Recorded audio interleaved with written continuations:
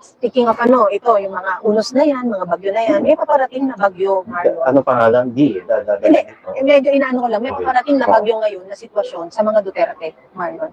Naka-receive tayo ng tawag, informing us of the possibility na dahil lumabas ang pulburon video, Marlon, meron di umanong pangganti ang administrasyon.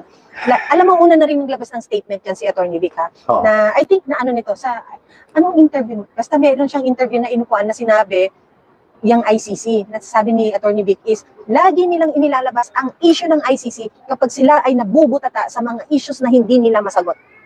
Ganon. So I think this time around, given na hindi nila ngayon kasi mapasinungalingan ang lintik na pulburon video na yan, na obviously ikaw ang nandyan at ikaw ang gumagawa ng act of snorting or sniffing a white powdery substance. Tapos lahat ng mouthpieces mo at mga attack dogs mo sa iba't ibang ahensya pinalabas mo para ipagtanggol ka. Pero sa sarili mong bibig, hindi namin naririnig na hindi ako yan.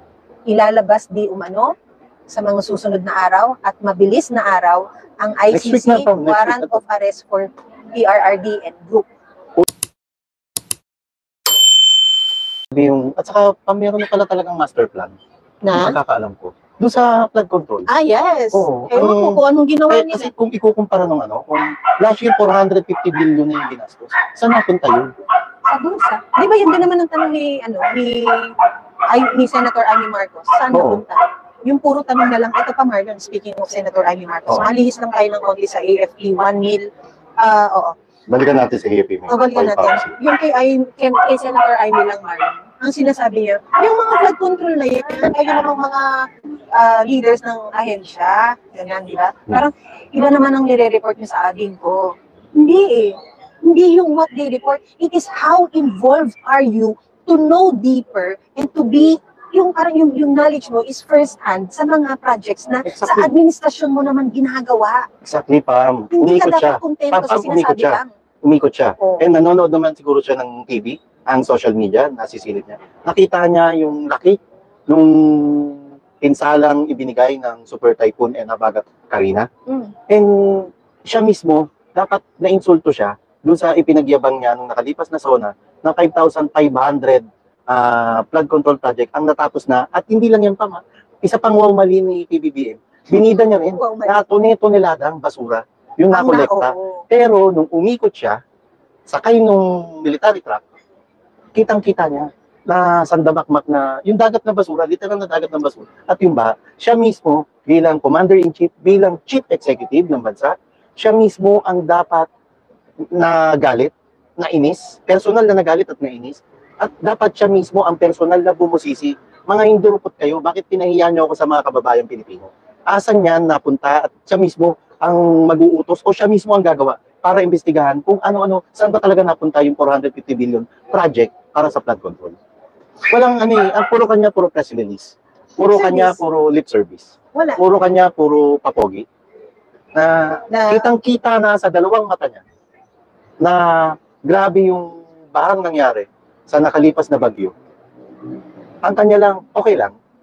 Kanya lang na isisisi pa sa basura, isisisi kung saan, isisisi sa barko na bumangga sa flood control. Na may tangang kapitan. Hindi mo ipatawag yung mga taong concerned, yung mga alter ego mo dyan, yung mga tauhan mo dyan, para sila mismo ay kastiguhin mo.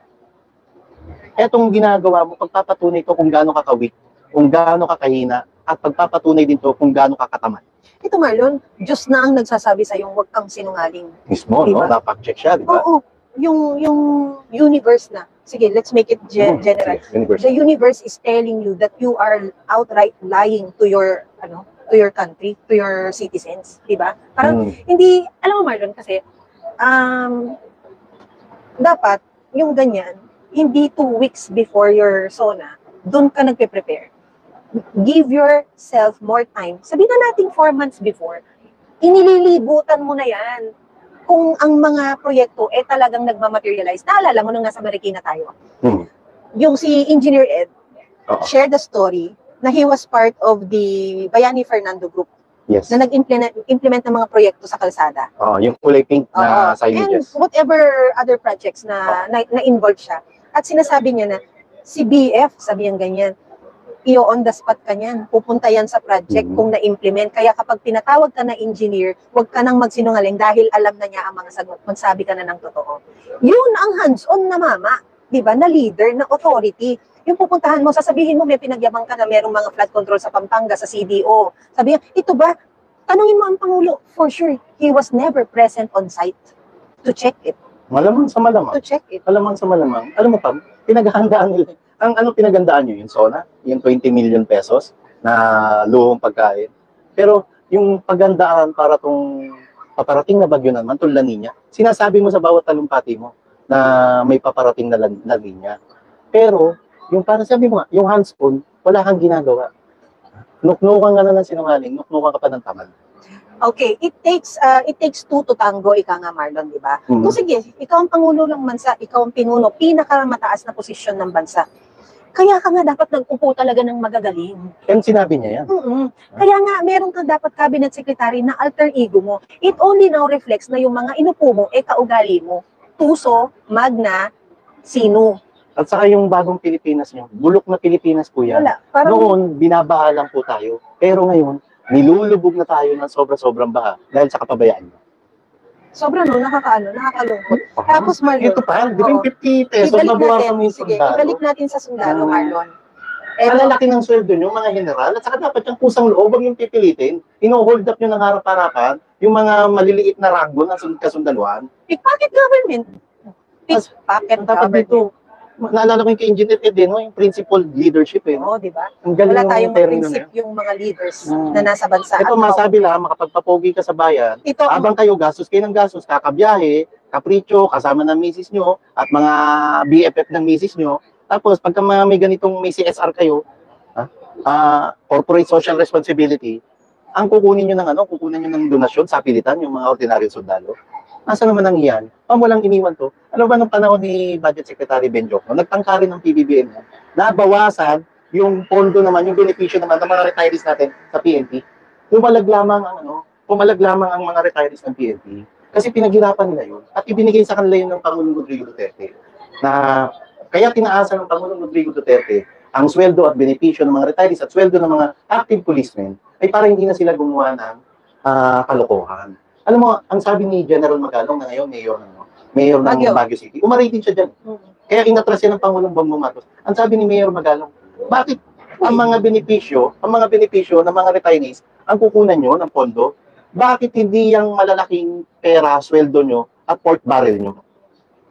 Yan din ang gusto ko sabihin, Marlon, no? Yung mga kongresista natin kung makapag-gawa ng bagong Pilipinas rally, Marlon, Bulok na yung Pilipinas. hindi naman nila sakop, nandun sila. Pero ngayon, At sa kanila na. pag yung bumalik sila sa kanilang mga distrito, Marlon, para magpapogi, pero wala silang, ay, nag-live si Madam. Pero hello, sige po. Pwede po kayong lumipat at team replay kami. Kayo, well, ganun. Pero ngayon na malawakan, massive yung destruction na naganap, wala kang makitang Speaker Martin Romualdez na maraming kabuntot sa likod na tumutulong man lang. Bigla kayo nawala. Bigla silang nawala. So halatang-halata ang pagiging mapagkunwari nyo, mapagpanggap, at pagiging mangga nyo. Ang isang ito Marlon, kasi kinainisan ko tong yung itong nakita ko nung Sonay, kinabwisitan ko to. Alin to? Yung isang Richard Gomez. Okay. Na biglang, siya yata yung parang nanguna sa standing ovation, Marlon. Talaga yung palakpak niya iba eh. Okay. Na parang, talagang solid, no? taong to. Parang ano ba? Alam mo, kung Richard Gomez, hindi ka po congressman, may nangyari na pong Ormoc tragedy. At yung Ormoc tragedy na yan, ito yung binaha, malawakan ba? Ang daming namatay doon pa. Kinover ko yun. Ito yung mga bangkay nilalagay na lang sa dump truck. Tapos ililibing na lang. Tapos bubudburan ng basura. Tapos ililibing na lang, igagano na lang. Hindi ka pa yan. At alam ito ng mga taga-Ormoc na may phobia na sinasaba at wag mo pong hahamunin ng kalikasan, Congressman Richard Gomez. Dahil wag naman po.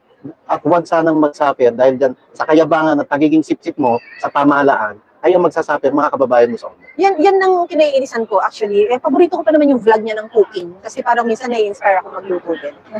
Pero hindi, naiinis ako dun sa idea na may mga rara boys na na parang ang tawag dito, BB, yung nakakakarindi na, hindi na maganda dahil hindi na po nagmamatch yung lifestyle ninyo sa konstitusyon na dapat payak na pamumuhay ang isang government official at sa action ninyo na hindi nagre-reflect yung lifestyle ninyo sa improvement. Itong mga itong mga sobrang makasipsip, sipsip higop na congress. Tingnan natin doon sa isasagawang pagdinig. Tingnan natin kung gaano kayo ka-dedicated sa dahil bilyong piso po ang nag-control project at walang nagawang produktibong resulta at sa halip ay napakasamang resulta at bilang patunay nalubog po sa Baha at Metro Manila at Luzon Region. Diba? Okay. May master plan pa, may nagsabi sa akin, dapat yun busisiin nila. Okay, go. Bigyan daan ko lang yung dating kasama sa journal, si Andrew De Guzman. Kung saan daw kasi napag-usapan natin nakaraan, kanino dapat magsumbong. Diba? Yung mga sumbong natin, hinahin natin. At dito sa pang-aabuso sa mga pamahalaan, pwede tayong magsumbong sa Civil Service Commission, sa COA, Anti-Red Tape Authority, Ombudsman, 888 Citizens Complaint Center, na may kinalaman sa RA 6713, 11032, na mandated mga government officials na dapat trabahuin nyo yung bawat sumbong sa loob lamang ng 3 hanggang 7 araw na sumbong. Ang problema, wala na itong unti-unti lahat ng mga kinikilalang institusyon na dapat sandigan sa isang demokrasyang bansa ay naglalaho mula sa media, mula sa kapulisan, kasundaluhan, kongreso, mga ahensya ng pamahalaan. Hindi na natin alam saan tayo papunta. Bakit ka ngayon magsusumbong dyan? Taga-saan siya? Sir Andrew? I don't know kung dito siya nakapisa, dati siyang reporter. Pero siguro, kung yayanigin natin ang bawat complaint ng bawat mga subscribers natin. Marlon, ipapahamak ka pa niya ng susumbuhan mo. Bakit? Magkakampihan mga putang ina. Magkakawatan ng mga ayop. Dead mga araw, sabi dead magalor. Yun yung anyway. Ano ba to? Subukan niyo lang po. Ano yan, Pam? Ano yan? Signal? Mahina ang signal? Pangit ang signal? Anyway, nakakaalam tayo. Tapos ngayon, mangungutang na naman. Sayang yung ICC, hindi natin natatag. Hindi. Ito natin, Marlon, yung title natin eh. Hindi, ang tanong kasi dyan, Marlon, balikan ko lang last point about AFP. Here we go again with 1 mil. 1 mil. Ito bang ngayon, baha ako, kakainin mo ko, recovered na ako the following day, recovered na ako second day, try nga lang natin mag-refresh. Wait lang po. Baka nasasabotahin na. Hindi, saan signal lang yan? Okay na kaya? Okay. Anyway, sige, Pam, go. Yung 1 meal a day, will it be enough for me to recover from this?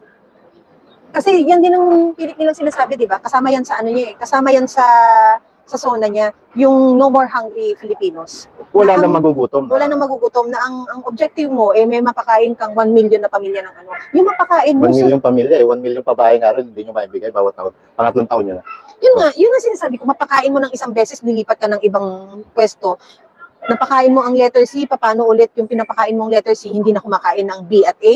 Yun yung sinasabi ko. At pinakain mo ng tanghalian, so hindi nakakain ng hapon niya. Oo. Mabuti pa. Kasi ito yung mga foresight nila, yung mga vision nila, hanggang ganito lang, you live each day. Marlon mabuti na lang itong si VP Sara, merong ganong foresight vision na nakita na niya, naaral na niya ng mga kasama niya sa kanyang opisina sa DepEd na ito po yung mga naging problema ng mga nakaraang taon kapag po bumabagyo, nasasalanta, nasisira. Ang alay pagkaupo, she made sure na i-insure ang mga eskwelahan kapag nasira. So ngayon ang gobyerno, dahil nga merong mga nasirang paaralan, ang gobyerno ngayon kailangan mag-withdraw para dun sa insurance at pagpapagawa ng mga nasalantang mga eskwelahan. Saka Pam, last year talaga natatandaan ko, Pam, last year, nanawagan na siya na pagtuunang pansin yung flood control. Dahil paulit-ulit na lang itong ginagawa, paulit-ulit na lang nangyayari na matapos ang isang bagyo, nanalanta ng isang bagyo, paulit-ulit na imbestigahan niya, pero wala tayong long-term solution. Ang ginagawa lamang ay band-aid solution. Yan. Hindi pang matagalan. Speaking of yung mga unos na yan, mga bagyo na yan, may paparating na bagyo, Marlon. Ano pangalan? Hindi, medyo inaano ko lang, may paparating na bagyo ngayon na sitwasyon sa mga Duterte, Marlon. Naka-receive tayo ng tawag, informing us of the possibility na dahil lumabas ang pulburon video, Marlon, meron di umano pangganti ang administrasyon. Alam mo, una na rin naglabas ng statement yan si Atty. Vic, na I think na anong interview? Basta meron siyang interview na inupuan na sinabi, yung ICC, nasasabi ni Atty. Vic is, lagi nilang inilalabas ang issue ng ICC kapag sila ay nabubutata sa mga issues na hindi nila masagot. Ganon. So Tama I naman. think this time around, given na hindi nila ngayon kasi mapasinungalingan ang lintik na pulburon video na yan, na obviously ikaw ang nandyan at ikaw ang gumagawa ng act of snorting or sniffing a white powdery substance. Tapos lahat ng mouthpieces mo at mga attack dogs mo sa iba't ibang ahensya pinalabas mo para ipagtanggol ka. Pero sa sarili mong bibig, hindi namin naririnig na hindi ako yan. Ilalabas di umano sa mga susunod na araw at mabilis na araw ang Next week na ICC to, next week warrant na to. of arrest for PRRD and group. Una, ito ba talaga igaganti nyo kay Pangulong Rodrigo Duterte matapos ipalibing, ulit-ulitin natin to, ganito ka-ingrato ang Pangulong Bongbong Marcos. Matapos na payagan ng Pangulong Rodrigo Duterte na ihimlay sa libingan ng mga bayani ang tatay mo, kahit maraming tumututol. At partikular sa mga tumututol dito, yung mga dilawan, yung mga pinklawan, na sipsip-buto na rin ngayon sa Administrasyong Marcos. Tapos ito ngayon ang igaganti nyo. Pangalawa, kung ito ang ganti nyo sa pulburon video, bakit hindi nyo harapin ng katotohanan yung pulburon video sa pamagitan ng personal at voluntaryong pagpapadrug test na credible na hair follicle drug test at televised nationwide? Bakit hindi mo harapin ikaw mismo na sige para matigil na yan, para hindi nyo na ako pagdudahan, magpapasailalim na ako sa drug test? Alam mo Marlon, sorry to to burst your bubble. I think you're already asking too much. About what? For the guy to be grateful, he is not a grateful man. He is an ungrateful person. So wag na nating laging ipipilit na ipinalibing ng tatay niya sa tamang himlayan. Ang tao na nakaupo ngayon ay ingrato. Actually, Pam, alam ko na rin yan. Oh. Ang gusto ko lang, malaman ng taong bayan. Well, alam ko naman Ang yan. gusto ko lang, malaman ng taong bayan at malaman mismo ng mga supporters niya na ganito kawalang niya at ganito kawalang utang na loob ang Pangulong Bongbong Marcos sa pamilya Duterte. Hindi pa yan, ginamit nyo ang Vice President Sara Duterte para palabasin nyo, paniwalain nyo ang mga botante sa nakalipas na eleksyon na may unity team. Tapos matapos nyo mapakinabangan, matapos kayo makakuha ng 31 million votes kumpara sa 32 million votes na nakuha naman ng Vice President Sara Duterte, ayan ang igaganti nyo. Isang ICC case na paulit-ulit mo rin sinasabi. Paulit-ulit na rin sinasabi sa mga nakarang interview niya na that we have hindi niya a papayagan. working justice We have system. a working justice system. At isa yan sa batayan para hindi kailanman manghimasok dapat dito sa Pilipinas ang International Criminal Court. Pangalawa pang dahilan, bukod doon sa working justice system, hindi na po tayo miyembro ng ICC. Huwag na hong magpakatanga ang mamayang Pilipino. At please, hindi naman ho bobo ang mamayang Pilipino para papaniwalain nyo pa na may kakayahan pa o may karapatan ng ICC na makialam dito sa ating bansa, samantalang meron tayong sariling soberenya. Marlon, isa yan sa naging konsiderasyon ng maraming bumoto sa kanya, ang kanyang international relations at foreign policy, kaya siya iniluklok sa pwesto at ikinonsider na sige, ikaw ang magiging presidente natin. Bukod sa promise of continuity ng kung anong proyekto na ang nasimulan ng mga Duterte.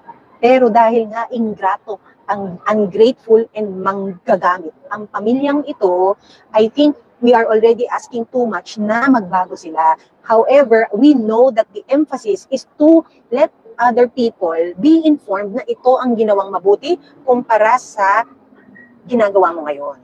Yun lang, Marlon. Manggagamit talaga. So, sino-sino ang mga kasamahan niya na di umano ay sakop ng ICC warrant of ang arrest? Pangulong Rodrigo Duterte, si Senator Bato de la Rosa, si Napolcom Leonardo, Vice Chairman Leonardo, General Karamat, at dating PNP Chief Oscar Albayalde. 5 yun. Nandiyan ba? Kasama ba sila Senator? Senator Bato. Oo. Senator Bato. And please, dito na natin maipakikita yung galing at husay ng PDP, senators. Oo, no? Na panahon naman ngayon na ipagtanggol nyo ang Pangulong Rodrigo Duterte. Hindi na kayo hindi na nakatutok sa inyo ang kaso ng ICC, kundi binabalabra na sa inyo. Kayo rin yung mismo, mga senador, na naging senador dahil inendorso kayo nung nakalipas na kampanya ng Pangulong Rodrigo Duterte.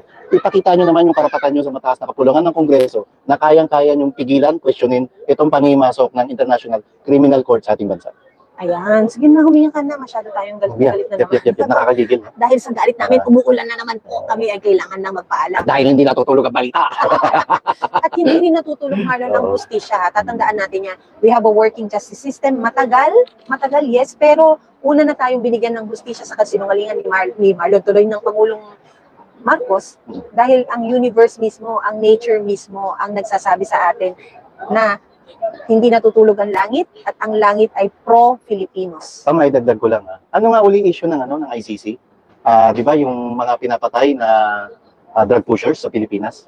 Ano nga issue ngayon ng Pangulong Bongbong Marcos? Di ba yung pagiging drug user? So ano common denominator?